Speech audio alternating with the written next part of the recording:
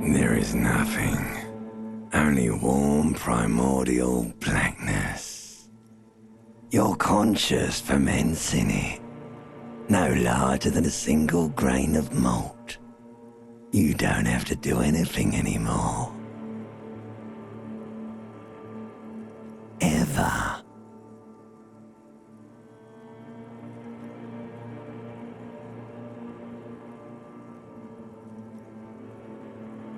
Never, ever. Never, ever, ever, baby.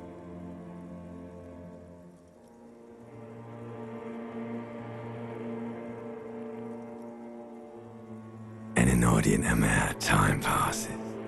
It is utterly void of struggle. No ex-wives are contained within it.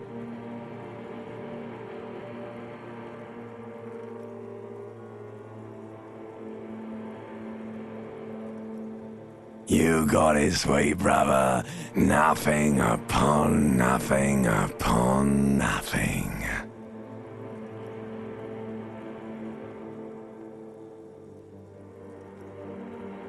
Coming right up, sir. Smooth passage.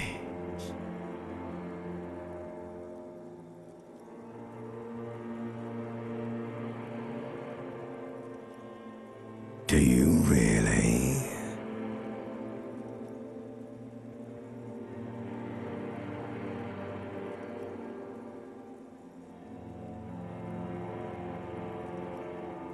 All right, nothing town to fuck all borough.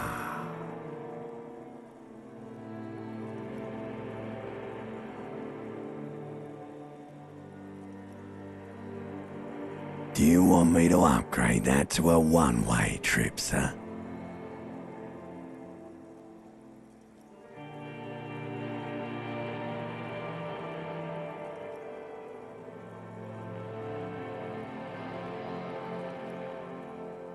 The song of death is sweet and endless. But what is this? Somewhere in the sore, bloated man meet around you. A sensation. Like a fly to the ointment, your conscience sticks to it.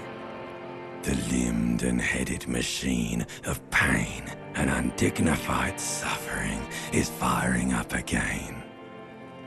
It wants to walk the desert, hurting, longing, dancing to disco music.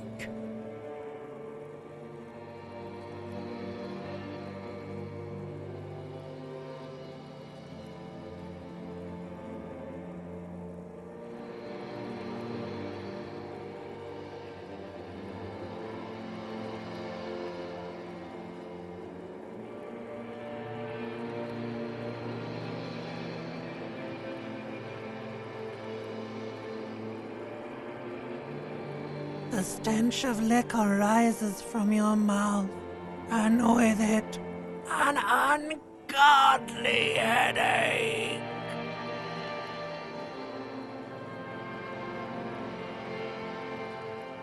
A fiery streak penetrates your skull, trying to force your eyes open. It's a sound, a clarion call from hell. Somehow, you know what it is. A caprice to name a motivated.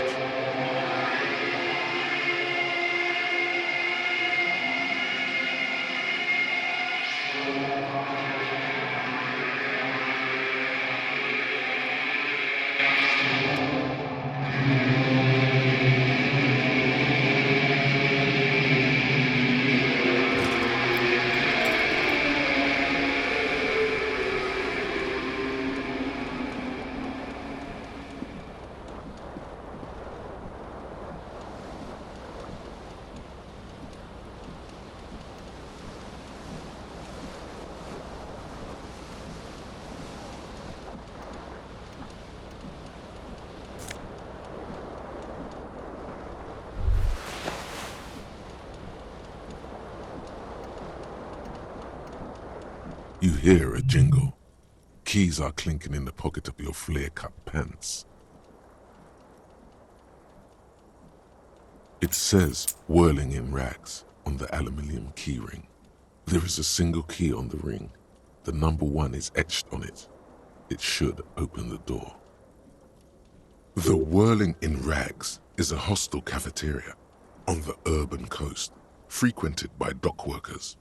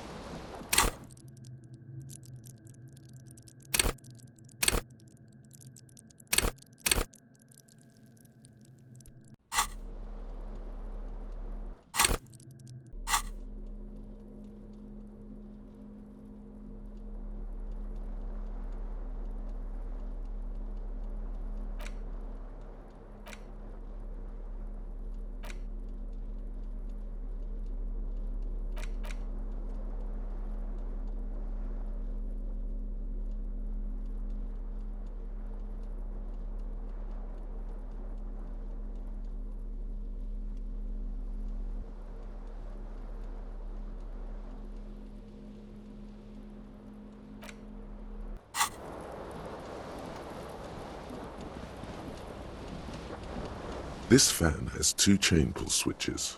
One ends in a tiny fan, the other in a light bulb. A truly horrific necktie has somehow attached itself to one of the blades.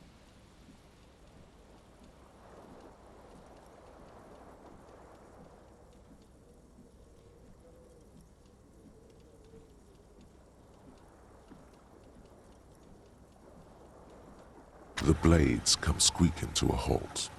It should be easier to reach the tie now.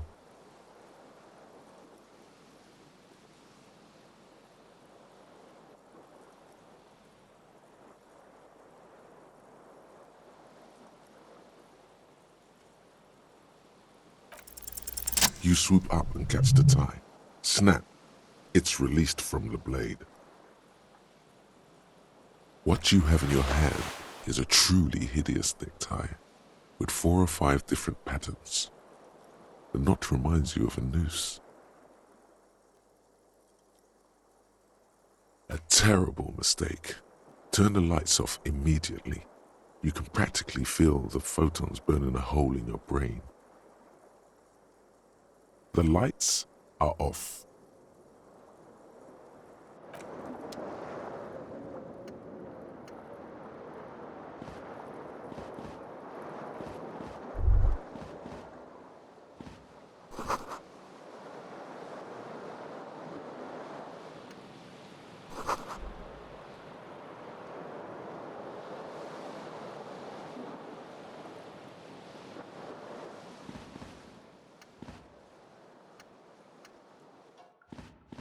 A mirror hangs above a bent and broken sink.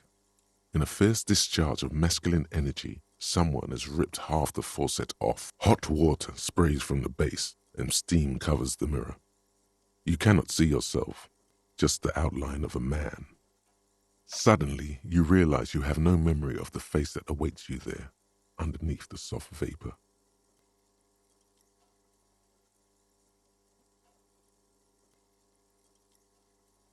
As you slowly reach your hand towards the surface of the mirror. Abort. You clearly have not thought this through. You won't like what you see there. and you will never unbecome it.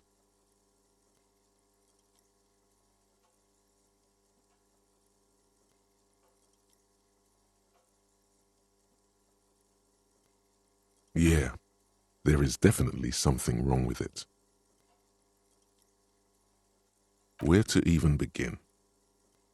There is the bloatedness, then the swollenness. It's like there's an upholstery of alcohol underneath your skin.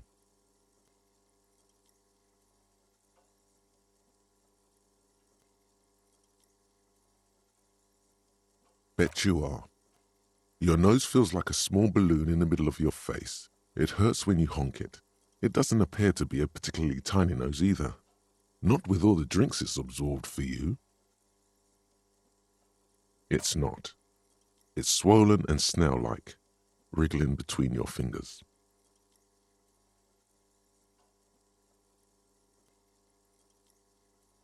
Behold.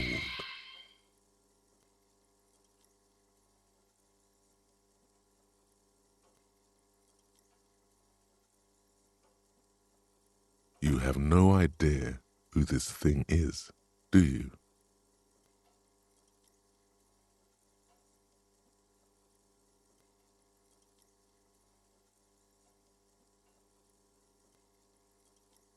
It appears you're also dead. There's clearly rigor mortis on your face. Oh wait, is that an expression? Are you trying to make an expression with that face? Why?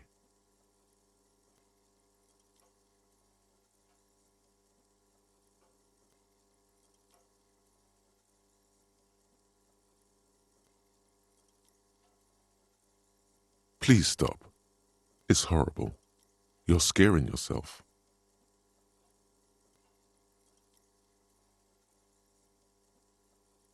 Oh my God. You can't stop. It's like it's not even voluntary anymore. You have worn that grin into your face and now it won't come off. What does it even mean? What is the emotion you're trying to convey?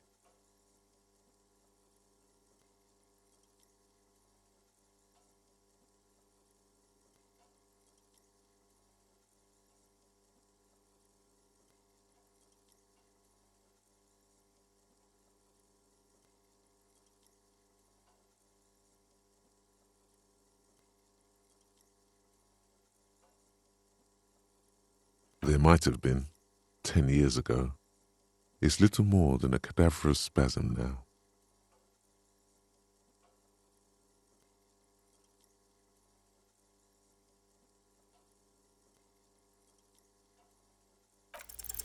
It belongs in the new, the third decade of the current century. Enough time had passed from the failure of the revolution that, for a fleeting moment, free market economy seemed like the ultimate, uncontested way of life for our species. Things were good. It was smooth sailing. People made gold and champagne-tinted interiors and facades to suit the times, calling this the new style. But more importantly, disco happened. For Revachol, your city, that meant only one thing. Guillaume Lamillion. If it doesn't rhyme, you're not pronouncing it right.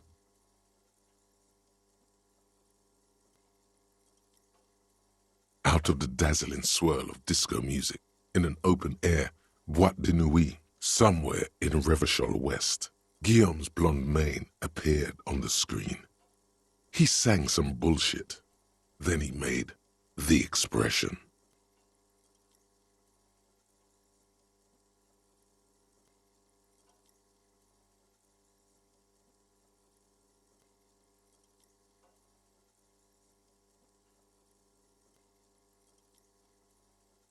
Everyone loved it. Maybe you thought some of the stardust would rub off on you. Maybe it did. Either way, it's all gone now. Only the grimace remains.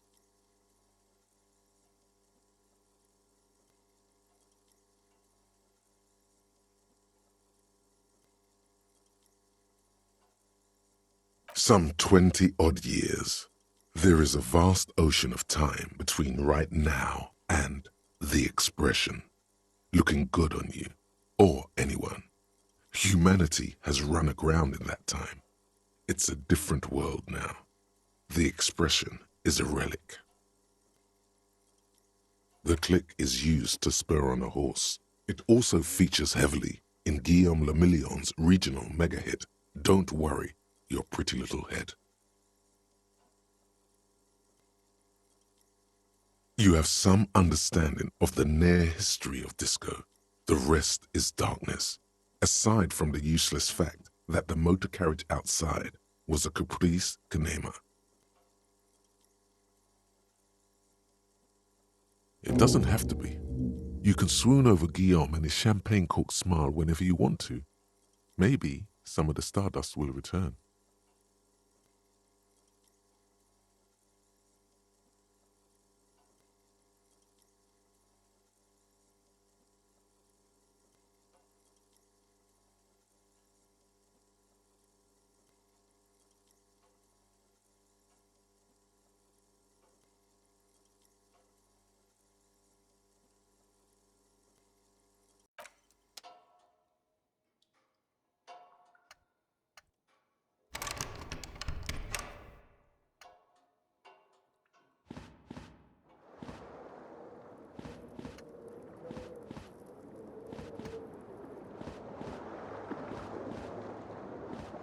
The window stands broken in its frame. Cold wind blows in.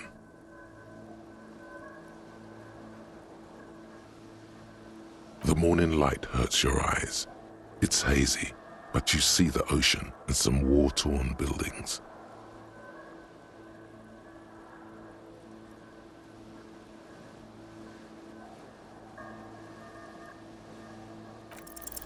The shards face outward. Whatever broke this window came from the inside.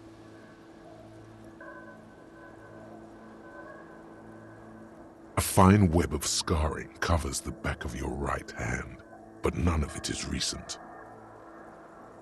More likely a projectile than a held object. There are no fragments on the floor from pulling a tool back in after impact. Something you've done before. It is too large for a bullet, yet too small for a piece of furniture. You're looking for something heavy and larger than your fist. Like the green shoe that's on the hat rack in the corner, which, coincidentally, is missing its friend. Congratulations, you smashed the window with your own shoe. Now you only have one. If you're lucky, you can still find the other on the balcony outside. The door to it should be outside your room.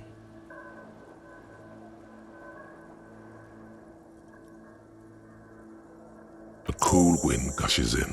Your toes curl up from the cold.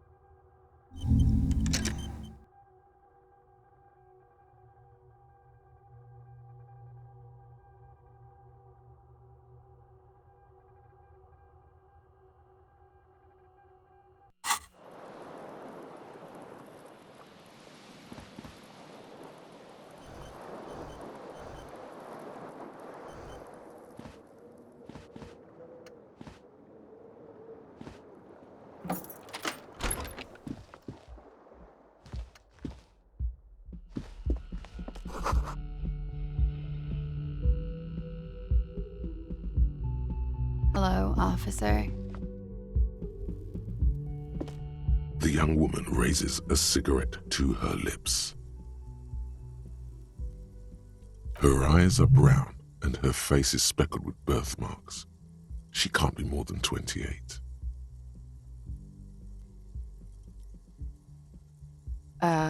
No.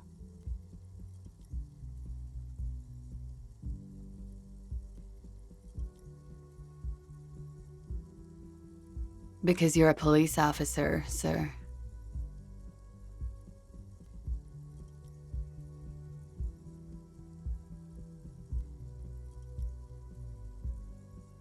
Okay, cool.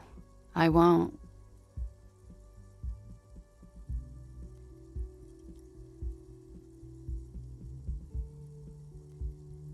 First, I have to ask, are you okay, sir? You look like you're about to throw up. Can I bring you something? She's right.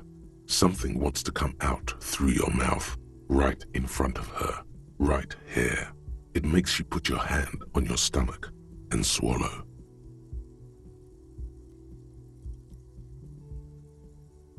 Sir, you've been here for 3 days. On official police business, no less.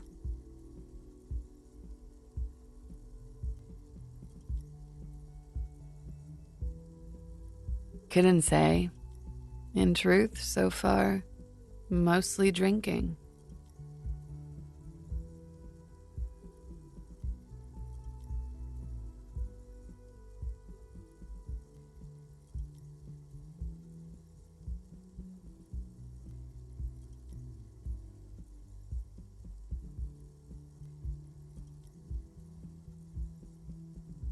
I can see that.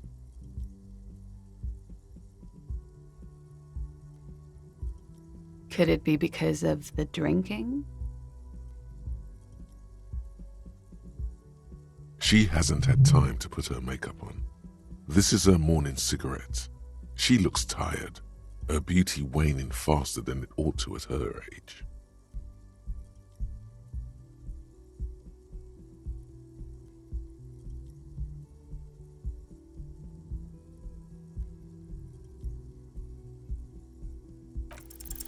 The words have already left your mouth.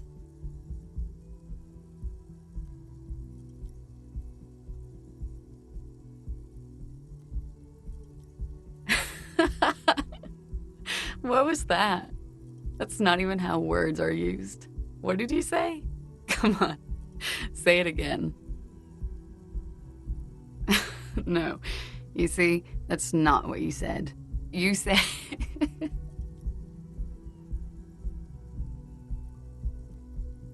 Come on, man. Pretty, please.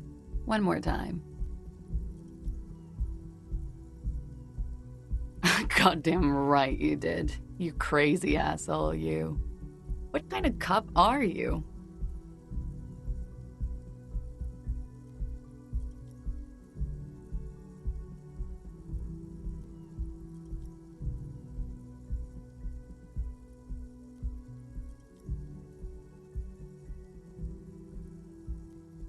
Has the time come already?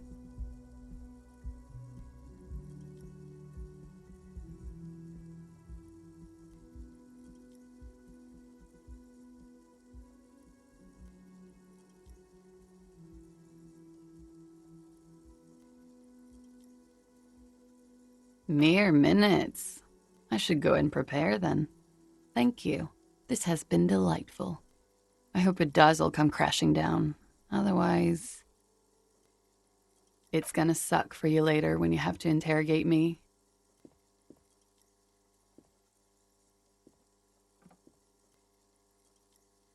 And for the record, no, I didn't do it.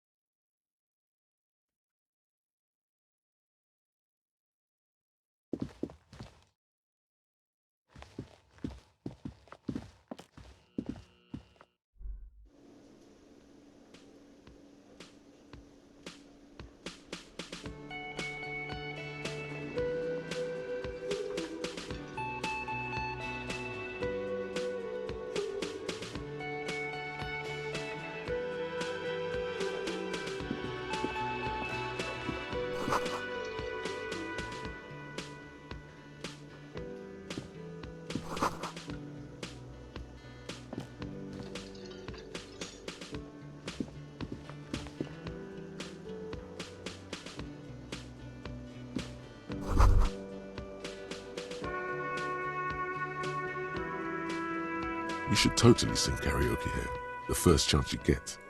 Your emotions need to be expressed. People need to know your vast, oceanic soul.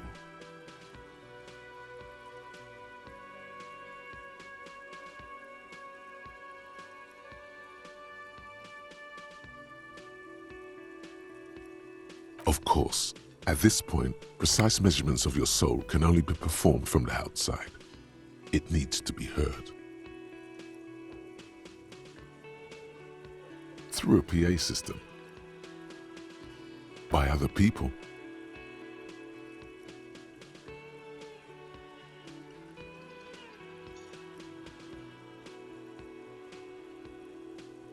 You should sing the sad small church song from that tape you found. Thought it was obvious.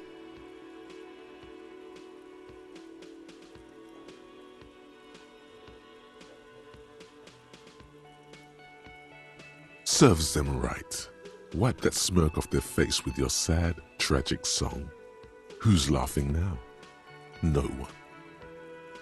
You would need another copy of the tape first, though. The one upstairs is destroyed.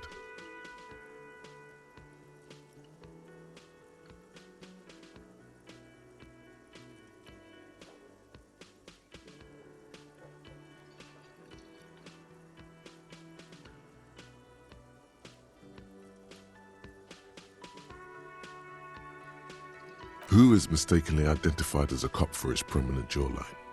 Yes, sounds likely. You should probably go on stage and pose for a moment when you're done with this thought. See if it works.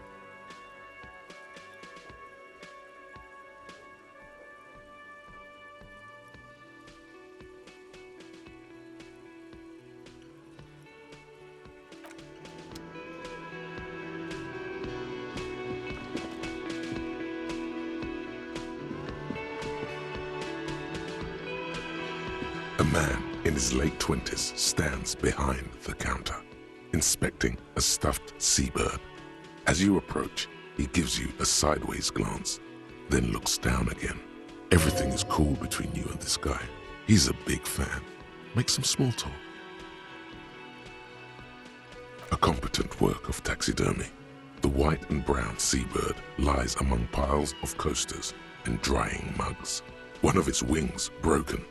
Looks like the bird was ripped off the shield that was used to mount it, most likely on a wall. This is the Great Skua. The seabird is the symbol for the discovery of the Insulindian Isola, the part of the world you are in right now.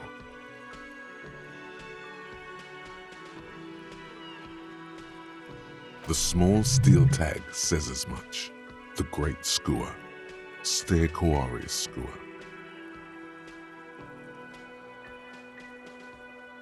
Look, your buddy is over there. Why don't you go and talk to him, okay? He pretends not to hear you, concentrating on the bird instead.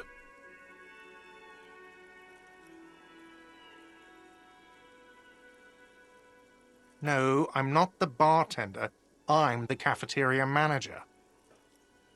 He's very animated all of a sudden. This seems like a touchy subject. Mm-hmm. A competent work of taxidermy. The white and brown seabird lies among piles. Looks like the bird was ripped off the shield that was used. This is the Great Skua. The seabird is the symbol for the discovery of the Insulindian Isola. The small steel tag says as much. The great... Look, your buddy is over there.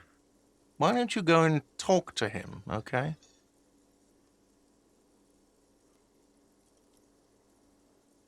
He pretends not to hear you, concentrating on the bird instead.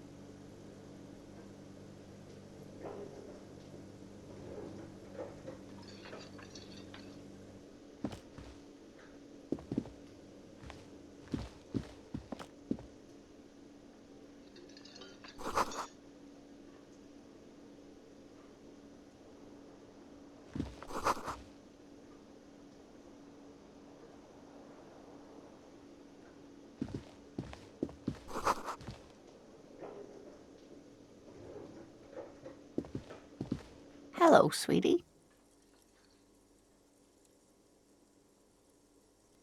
You shouldn't keep your colleague waiting.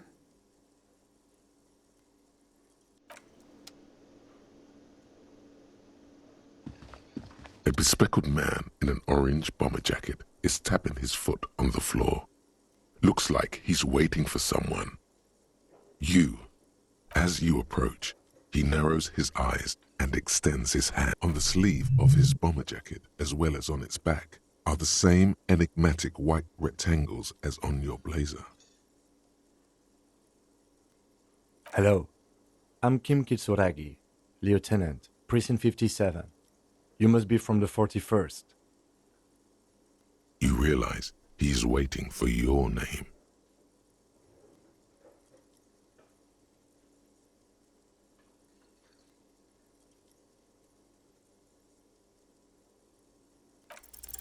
Concentration makes you squint your eyes. Your name should be deep gold and orange, like a forest fire looming on the horizon, but mixed with the stench of liquor rising from your breath.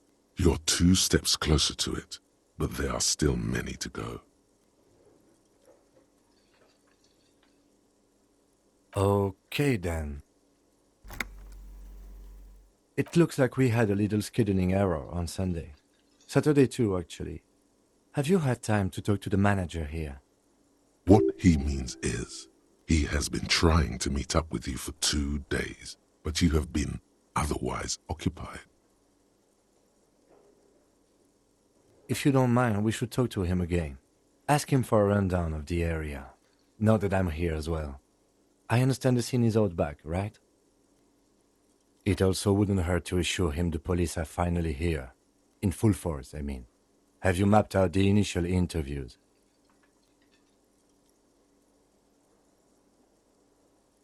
Okay, we'll have time for that after we take a look at the coroner's case.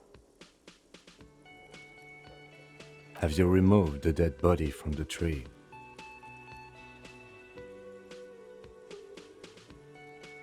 Mm-hmm.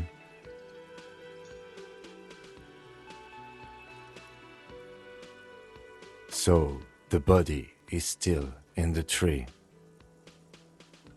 where it has been hanging for 7 days straight. We should go there as soon as we are done talking to the owner.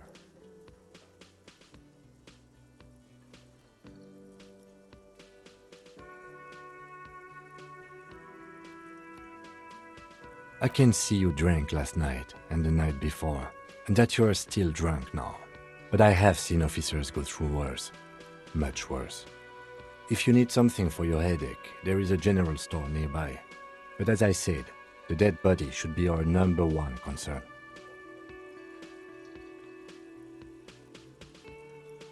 I was sent here to meet a detective from Precinct 41. You have the insignia of the Citizens Militia on your sleeve and on your back. I suppose you could be impersonating him. You could have gotten the insignia from the black market or forged it. But for now, I'm going to set those possibilities aside. I'm not from the Inspectorate General. Inspectorate General means internal affairs. What he's saying is, he's not from the Rat Squad and isn't supposed to suspect such things. Yes, but I'm not them. I'm from criminal investigation.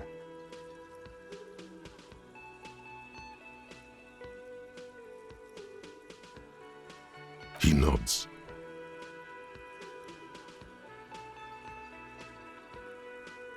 Talk to the manager. Then we go out back and take the body down. After you, officer.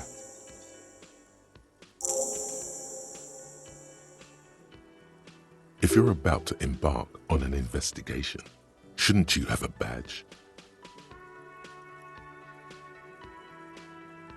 You mean you don't have a badge?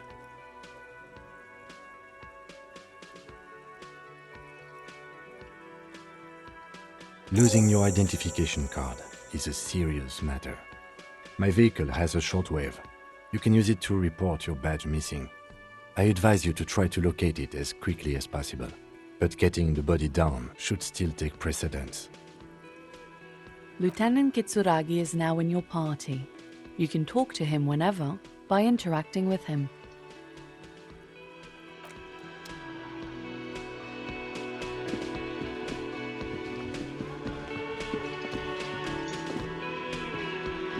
The man with the unimpressive beard notices you approaching.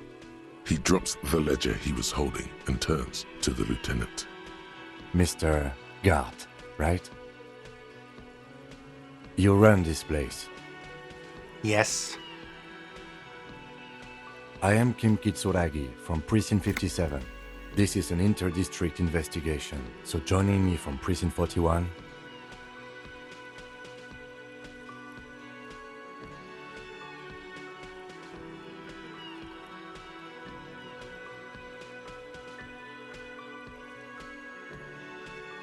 What?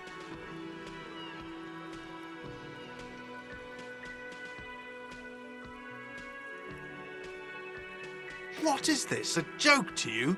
Is this what you get when you call the police now? This guy? We've been waiting for a week here. Sir, I understand your concern, but we are here to do a job. And for us to do it, I need you to... Yes, of course. I know it took us a while to arrive at the scene, but it also took you a while to call us. It was you who placed the call, correct?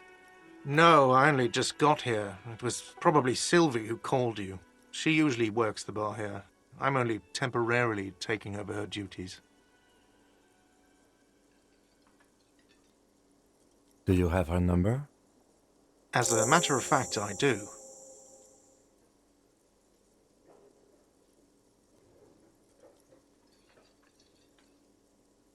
This sounds like something you can use to call this Sylvie later.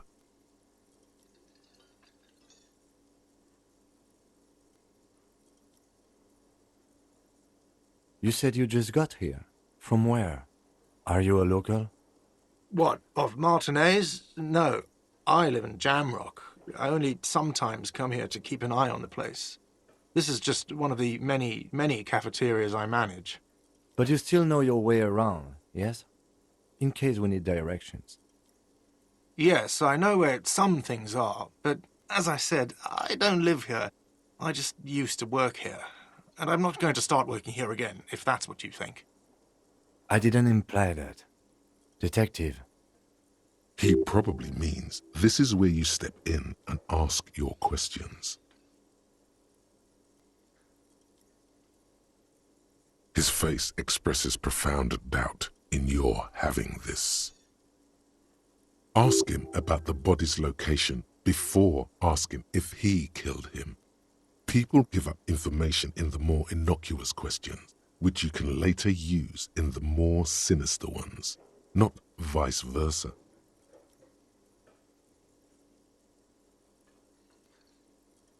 Behind this building, there's a courtyard. They hoisted him up on a tree there. That's easy. See that door there?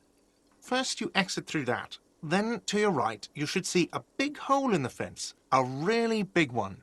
You can get to the courtyard through there. No need for the keys. The hole is big enough for the Franco-Nigerian cavalry to fit through.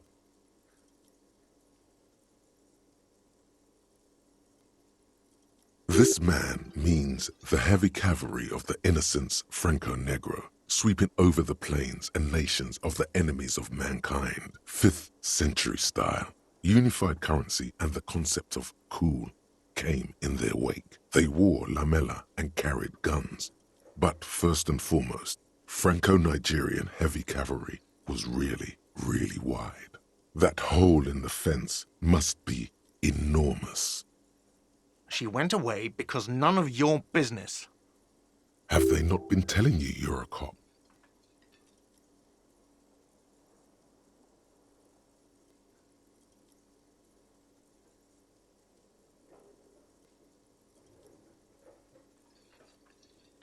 Okay, you got me.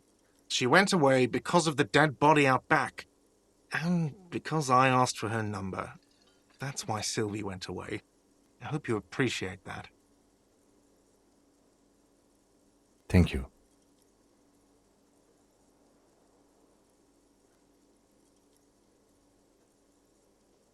I asked an employee out. She didn't want to come, but felt obliged to.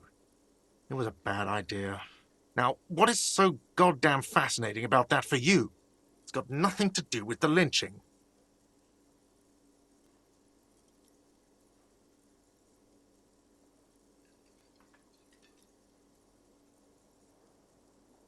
Good for you. Was there something else? I'd like to get back to what I was doing. I don't know who killed him. I'm not the police. That's your job. This is it. He said they hoisted him up on a tree. Who is this they, if he doesn't know?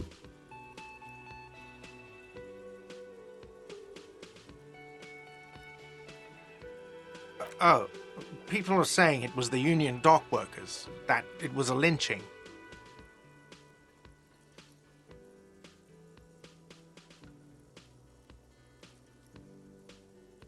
The locals, customers, the people who eat here, a lot of dock workers eat here. Sylvie told me everyone knows the dock workers did it. Did the debarders themselves tell her this, or is it a rumor? I don't really know. You'll have to ask her. I would suppose it's because they have nothing better to do. You mean the strike? Yes, the strike. The man they hanged was a security guard for the harbour company, I hear. A mercenary. The unionistas probably thought they'd send a message.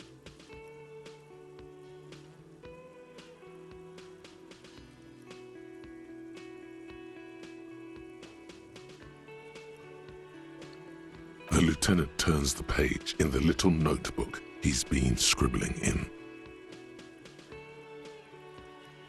Let's go.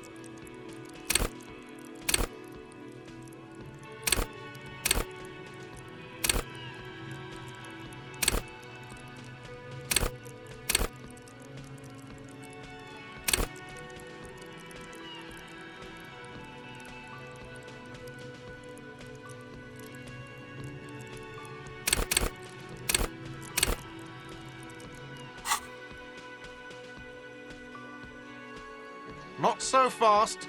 You owe me 130 real.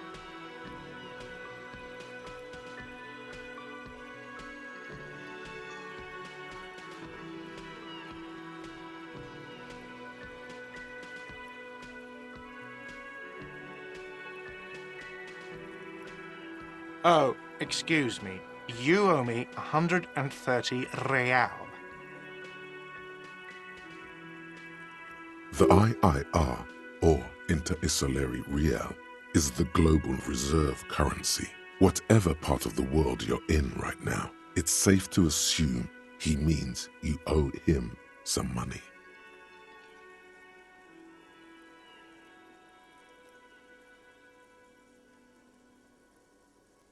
Wow, you're a genius. Yes, that's right, money. You owe this establishment 130 real. Let's see. 3 nights at a tariff of 20 real comes to 60 real. Then there's the window you annihilated. The hole in the window was the first thing I saw when I came to work. So don't try to tell me you didn't. That will be 40 real in damages. Another thing you've annihilated is half the bar. You've run a tab of 30 real. Actually, more, but we'll round it down to 30 for your hard work maintaining the stability and order of Revachol. That's 60 plus 40 plus 30 equals 130 real. And yes, real is still money. What are you, a philosopher?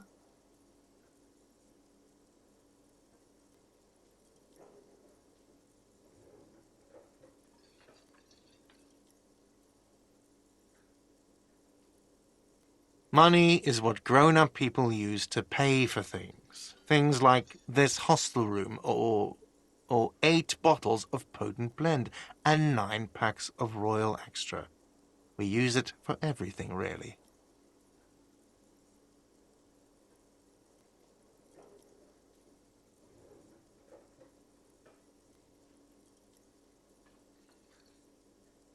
Yes, it is.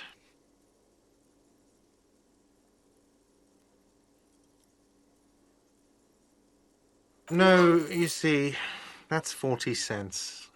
Cents are a form of currency 100 times smaller than the real. I'm not even going to take this. Come back when you have 130 real. Yes. It is. Isn't it evil? The order of magnitude between what is asked of a person and what they have.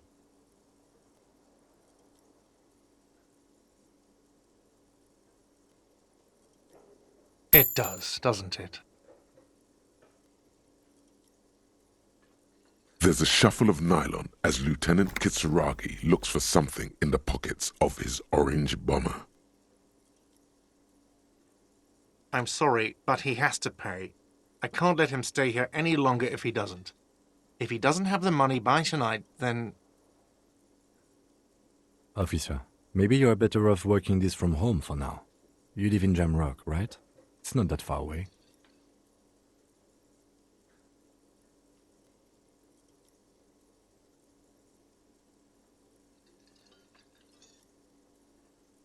You mean somewhere else to run up a huge debt? I don't think so. The union squeezed most places out of business to fund the strike. You're better off home.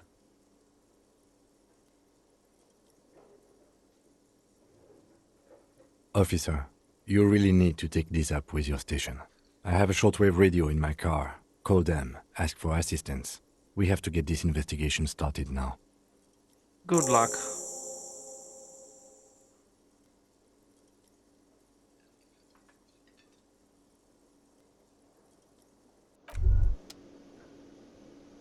By the way, where is home?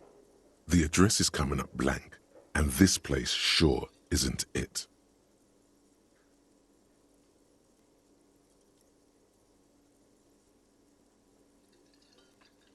But you've been at this hostel cafeteria for only 3 nights.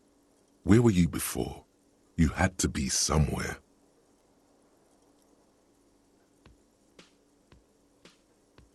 You don't really know, do you?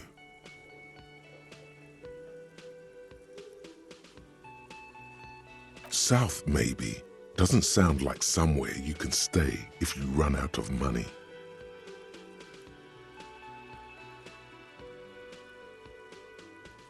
You can try. Run some addresses in your head when you get the time. Maybe a street or an apartment will appear.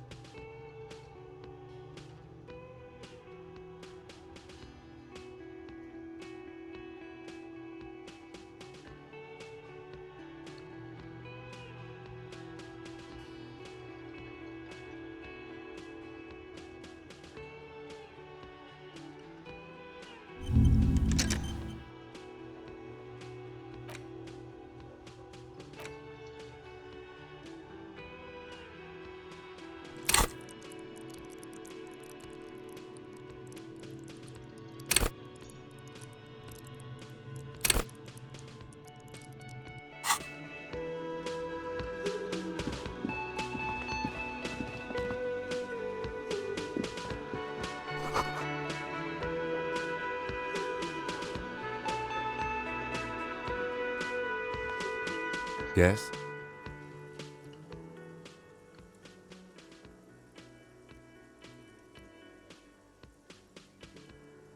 Me?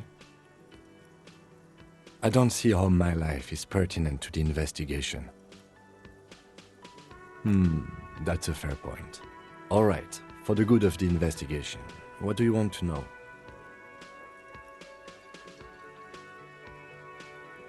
That's correct.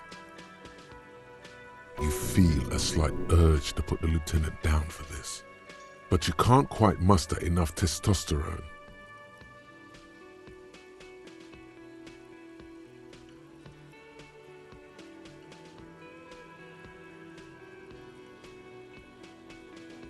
I guess you don't need glasses, then. That's because I'm half Seolite, or quarter. My father's father was from Seoul. So was my grandmother, but from my mother's side. It's not an interesting topic. It's a part of the world, officer. A geopolitical entity and a geographic division. I told you it wouldn't be interesting. Seoul is a protectionist, isolationist, pan-Isolari state west of the Insulindian Isola. Actually, it's quite interesting. Some would even say mysterious. You're barking at the wrong tree. I don't speak a word of Seolite. I've never met either one of my grandparents, and I've never been to Seoul. I'm a regular Revacholier. A point of pride to him.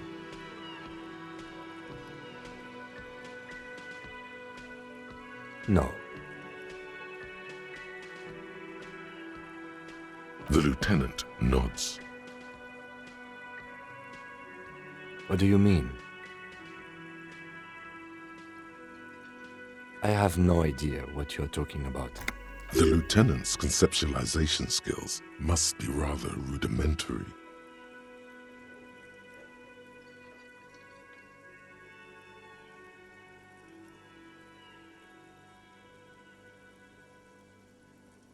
I can't say that it does, no. When I need to think, I just use my notebook. The lieutenant produces his small blue notebook and idly thumbs through a few pages. We all have our different mediums. His is written. Good. Let's change the subject.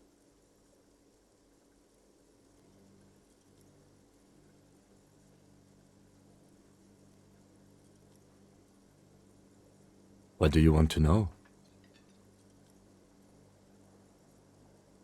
Maybe you can tell me what you do know to help me narrow it down a bit. Then you are not that far behind, actually. Do you want me to brief you? 3 days ago, the RCM Emergencies Desk received a report about a security guard who was found hanged in Martinez. An anonymous caller said there was a dead body behind the Whirling in Rags hostel cafeteria. The cadaver had been there for 4 days. No one had come to investigate. During that time, the victim had been stripped of his belongings. The caller did not identify him, but used the word lynching. There is an ongoing labor dispute between the local dock workers and the logistics company Wild Pines. I was told we should approach the death as part of this dispute.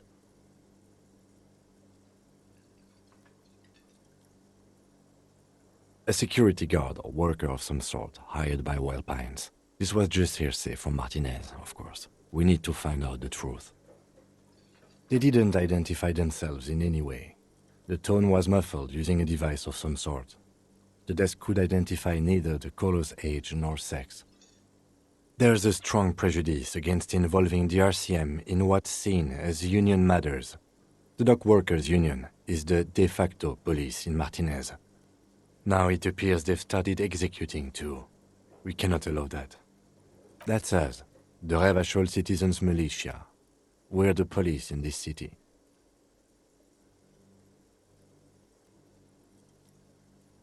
The RCM, or the Revachol Citizens Militia, is the police force you and him are part of. A self-organized peace corps of the occupied city of Revachol. The RCM operates within a legal twilight, yet Its authority is rarely questioned. It's super useful to know this. Just to be clear, we are police officers. It's our job to find the killer. That's the case. Uncover and arrest the killer.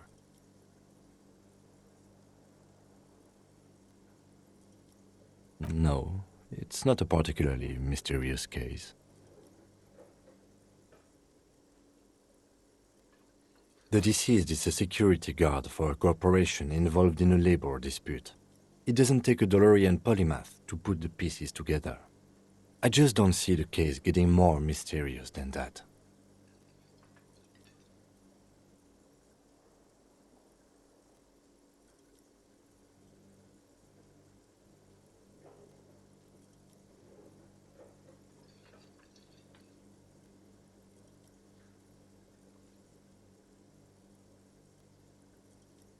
Then you are in luck, because we are in the midst of a major strike by the dock workers union. Maybe more than that. The union clearly wants a piece, not just of the industrial harbor, but the Wild Pines Corporation itself.